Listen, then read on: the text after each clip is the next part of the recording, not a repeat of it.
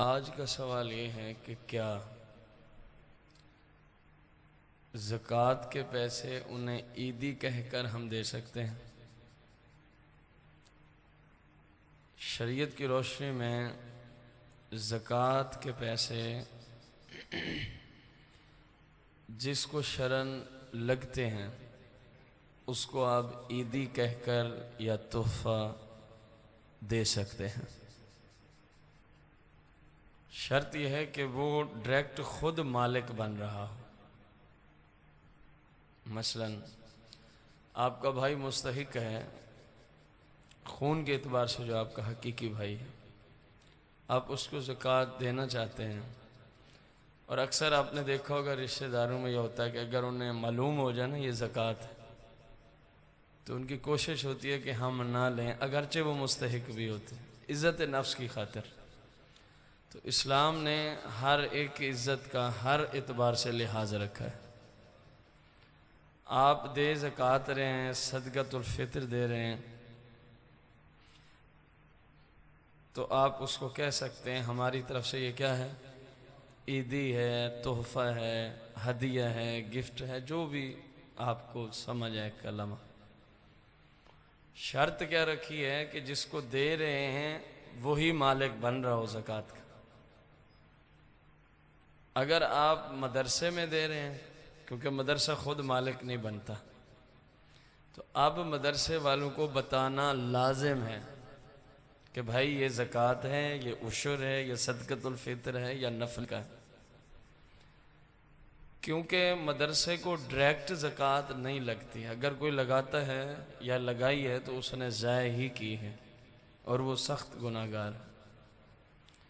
बल्कि इसमें शरीयत के मुताबिक उसका पहले शरई हीला होता है, उसके बाद जो है वो मदरसे पे लगाई जा सकती है। इसी मौजू पे एक सवाल बड़ी कसरत से किया जा रहा है आजकल हमारे पास दारुल इफ्ता में। क्या हम जो ज़कात या सदक़तुल फ़ितर के पैसे हैं जिसको शरन लगता है उसको हम राशन लेके दे सकते हैं? कोई चीज़ जिसकी मालियत इस्लाम मानता हो कि ये माल है, मसलन शराब को इस्लाम मालियत का दर्जा नहीं देता, इसलिए ये जुमला बोला। आप उन्हीं पैसों का राशन लेकर दे सकते हैं, उन्हीं पैसों के आप कपड़े लेकर दे सकते हैं, उन्हीं पैसों के आप उनको मेडिसिन लेके दे सकते हैं। लेकिन जितना खर्च होगा उस चीज़ पर उतनी ही ज़कात अदा होगी। मसलन आपने यहाँ से भेजना किसी को इस्लामाबाद, आपने राशन लिया 7,000 का, 500 रुपये भिजवाने पे लगे गाड़ी वाले ने। अब ये जो 500 ये ज़कात में अब शुमार नहीं कर सकते, जितने का लिया बस वही ज़कात में शुमार होंगे। ऐसे ही आपने किसी का इलाज करवाना है ज़कात के पैसों से, अगर तो मेडिसिन दवाई खरीद के दे देंगे वो तो ठीक है कि वो मालिक बन जाएगा, और वो किसी अस्पताल के कमरे में है जिसको उसने, प्राइवेट अस्पताल है, किराए पे लिया हुआ, आप हर रोज़ का उसका 2 या 3 हज़ार या 5 हज़ार जो किराया बनता है वो आप डायरेक्ट अस्पताल के अमले को देते हैं और नीयत यह है कि मैं ज़कात दे रहा हूँ, अदा नहीं होगी। क्योंकि ज़कात में शर्त है जिसको लगती हो वो मालिक बने। आपने मरीज़ के इलाज करवा रहे थे आप, तो मेडिसिन ली, वो तो उसको आप जब देंगे वो मालिक बनेगा।